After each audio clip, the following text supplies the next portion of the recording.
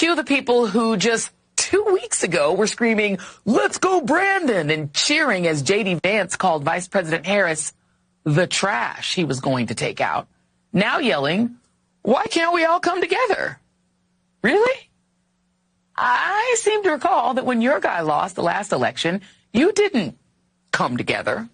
Your people stormed the Capitol, smashed in windows and rioted, beat up and nearly killed police officers, and menaced poll workers all over the country. MAGA people issued so many death threats to Ruby Freeman and her daughter Shay Moss, they had to leave their home in Georgia. But it didn't stop there. Those who spoke out against Donald Trump's attempts to overturn the election got death threats too, and they were all Republicans. And now that your guy won, suddenly y'all want to come together? Would that be before or after we get over your body, my choice? Look, clearly Brandon wants to come together. Here he is, kikiing with the guy he was just recently saying was destroying the soul of America. It's a remarkable scene. When Biden beat Donald Trump in 2020, Trump refused to attend his swearing in. But Biden will surely be right there at Trump's. You know, I guess the whole peaceful transition of power thing only works for Republicans when the power is being peacefully transferred to them. And it's not like Donald Trump has changed. His entire campaign was centered on anything but coming together, but rather around insults, threats, weird swaying, and Hitler quotes. So please, educate me. What would you like us to come together around? You all are the ones claiming that this lady, the sitting vice president of the United States, would have been a DEI hire as president, despite having been a duly elected prosecutor, attorney general of the largest state in the union, a United States senator, and the VP. While you claim this guy is more qualified than she is because he's a man and he played a successful real estate tycoon on a popular TV show? Seriously? Are we meant to come together around his running mate, whose only job prior to 18 months as a senator was working for Peter Thiel, but apparently is not a DEI vice president for some reason that I cannot fathom? A guy who has not once taken back his insults against half the women in this country? We're coming together on sliming women as childless cat ladies now? Really? The four-star general is a DEI hire to you, scared to get on a plane with a black pilot types. But this guy is qualified to be Secretary of Defense because he was a National Guard captain and co-hosts a popular weekend TV show on Fox. I wonder what makes him not DEI. I'll keep noodling on it. I'm sure it'll come to me.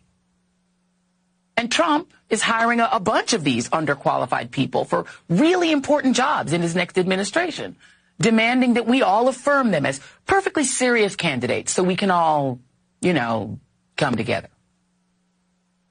It is a common feature of authoritarianism and fascism that the nation is called to come together under the autocrat and accept that his incompetent lackeys are our betters.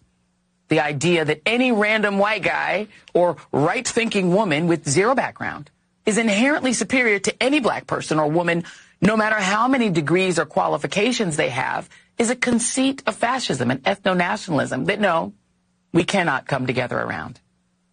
We cannot come together around mass deporting millions of immigrants and potentially separating families or throwing them into internment camps.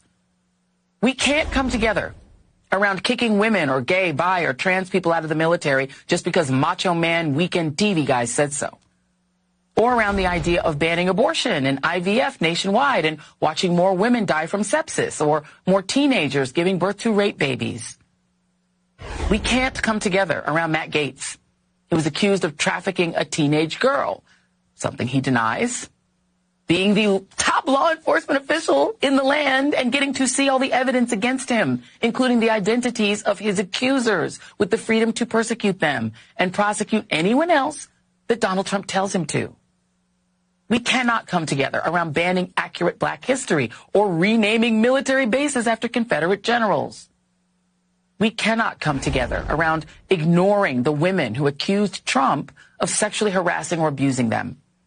We cannot come together around Elon Musk, who runs an app infused with racism and misogyny, and who gamed that app to sway an election and now essentially co-owns a president alongside Vladimir Putin.